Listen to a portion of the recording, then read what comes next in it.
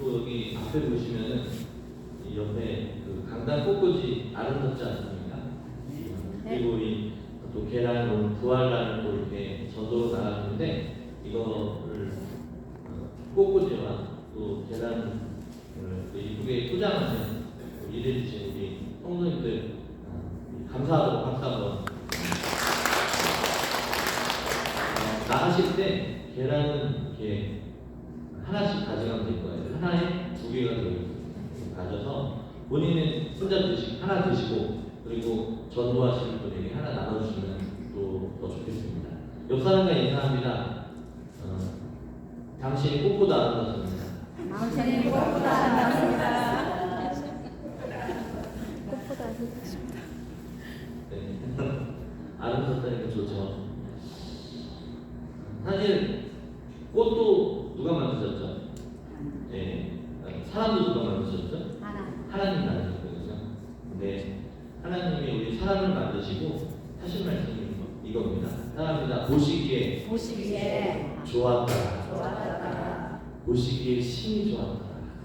네, 이렇게 하나님 말씀하신 거예요. 여러분들은 누구보다도 아름다운 그런 분이라는 것을 기억하시고 하나님의 자녀의 것으로 승리한 인생을 사시기를 주님의 이름으로 부탁드리겠습니다.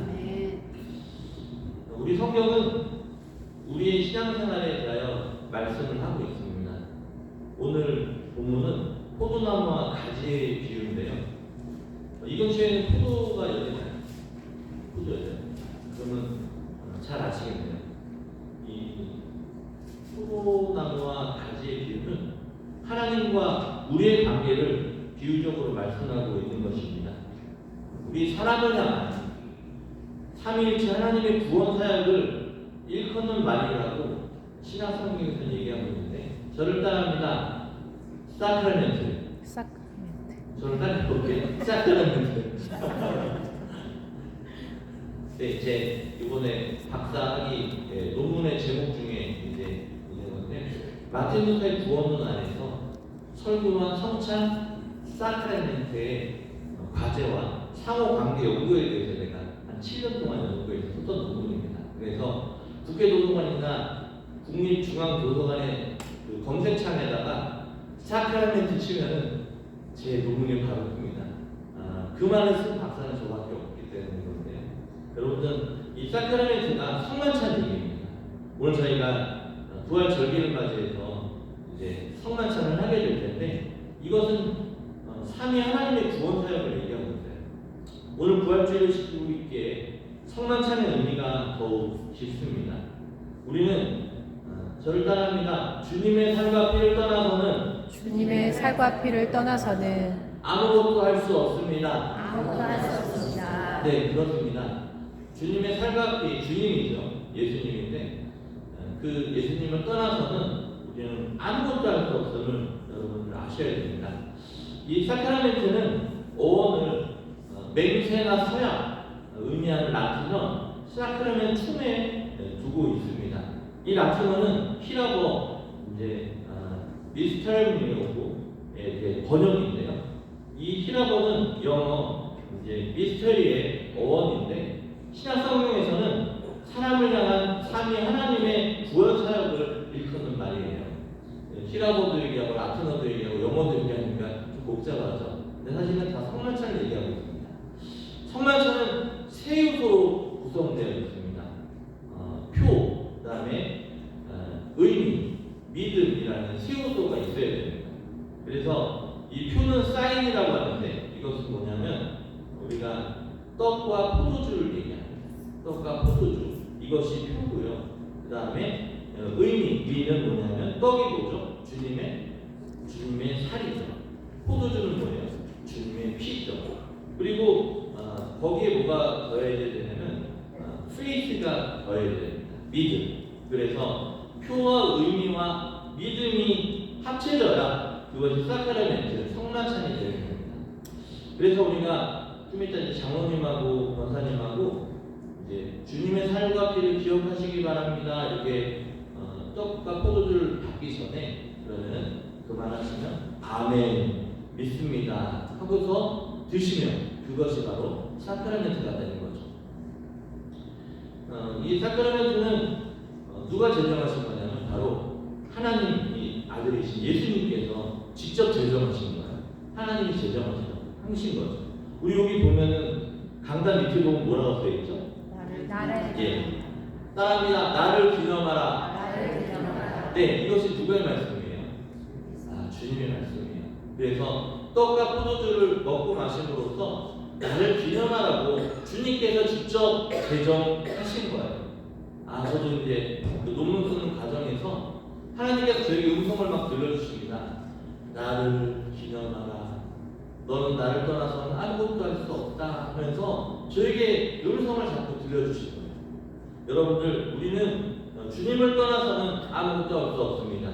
나를 기념하라는 주님의 말씀을 순종하는 성만찬에 참석한 여러분들이 되기를 원합니다. 이것을 내가 떡과 포도주를 믿음으로 먹으면 따라합니다. 그리스도와 연합되어집니다.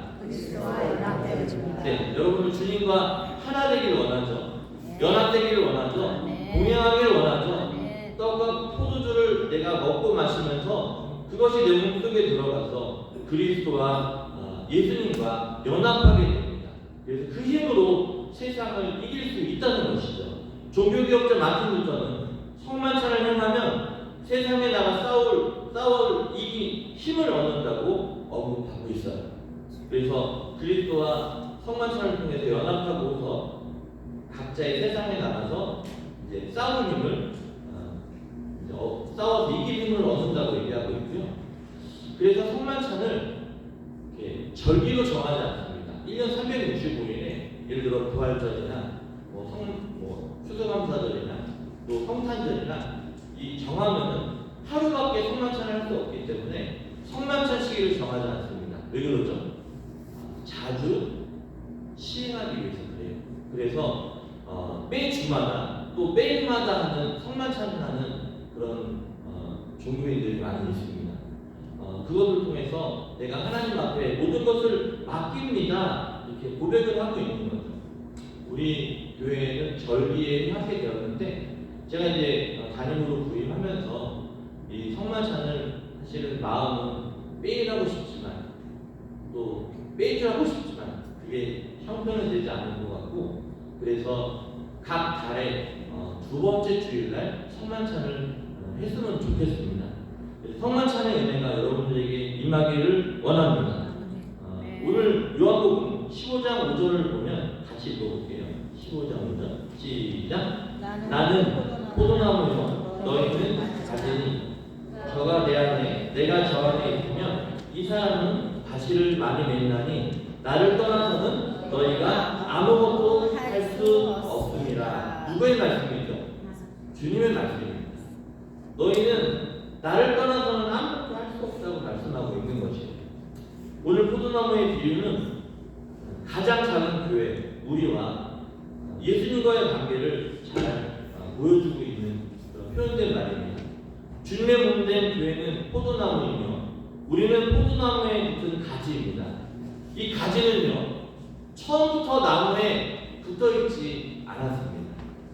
예수 그리스도로 말미암아 접붙임을 받은 것이 아닙니다. 우리도 예수님 때문에 그 나무에 붙을 수 있을 거죠. 우리는 아무것도 아닌 이방인이었지만 주님의 은혜로 접붙임을 받은 것을 믿으시기를 바랍니다. 가지가 열매를 잘 맺는 것은 나무 덕분이지 가지 덕이 아니라는 거예요. 그러므로 우리는 나무를 사랑하고 나무를 중심으로 서야 합니다. 포도나무 되시는 누구를? 예수님 하나님을 중심으로 교회 중심으로 살아야 하는 것이죠. 철저하게 교회에 붙어 있을 때 우리 모두 풍성한 열매를 맺을 수 있음을 믿으시기를 바랍니다. 모든 축복은 따라합니다. 교회를 통해서 얻어지는 것입니다. 그렇습니다. 교회를 떠나서는 얻을 수 없다는 것이죠. 이것이 곧 바로 생명이기 때문에 그래요. 교회를 통해서 10분의 9를 얻고 세상을 통해서 나머지 10분의 1을 얻는 것이 아니에요. 모두 다 교회를 통해서 얻는 것이에요. 모든 축복은 하나님의 교회를 통하여 포도나무를 통하여 얻는 것입니다. 많은 사람이 포도나무를 떠나 세상에서 행복을 찾으려고 하지만 참 행복은 어디에도 없습니다. 하나님을 떠나서 얻은 축복은 진정한 축복이 아니기 때문에 그래요. 세상에서는 물질을 얻으려다가 오히려 모두 잃어버리고 행복을 얻으려다가 오히려 더 불행해지고 마는 것을 보게 됩니다. 하나님을 떠나면 건강도 행복도 얻을 수 없습니다. 하나님을 떠나서 생활해도 우리가 처음에는 괜찮은 것 같아 보입니다. 예수님의 제자 가룟유다도 예수님을 떠났을 때 약간의 돈을 벌었습니다. 얼마 벌었죠? 예수님은 얼마에 팔아넘겼나요? 30에 팔아넘겼죠. 그게 하나로 따지니까 1332만 원입니다. 그런데 그것은 번 것이 아니었죠. 나중에 그것으로 인해서 본인이 자살해서 죽게 됩니다. 아담과 하와도 과일이 보암직스럽고 먹음직스럽고 해서 먹었지만 그것으로 인해 엄청난 저주를 받게 되는 것을 보게 됩니다. 우리가 하나님을 떠나 잠시 성공할지라도 오히려 그 성공 때문에 불임을 겪게 된다는 것입니다. 하나님을 떠나 무엇을 얻든지 그것은 진정으로 얻는 것이 아니라는 것이죠. 오히려 마귀가 쳐놓은 올무에 걸린 것 같고 물고기가 그물에 걸린 것과 같다는 것입니다.